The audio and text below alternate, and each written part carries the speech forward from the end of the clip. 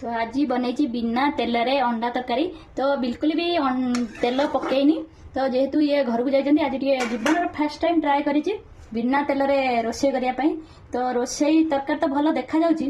Test कौन लगे जानी और टेस्ट खाई माने कहबा केमी लगला जदि भल लगला माने आपण मानक सहित शेयर करूँ तो ये घर को जाइए जेहेतु तो आसी पहुँची जे 2-4 दिन भितर आसी पहुँचे तो आम माछ अच्छु जेहेतु से बिना तेल रे रोषे करी आज दिन मान बिना तेल रे रोषे करी खाई तो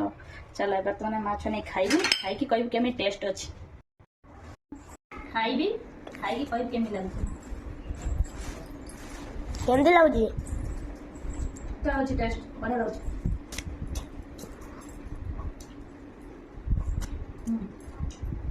टेस्ट बढ़िया अच्छे जेहेतु मोटा हो जाऊँगी सब ट्राए करी सप्ताह 4 थर ट्राए करी बिना तेल रे खाइबा।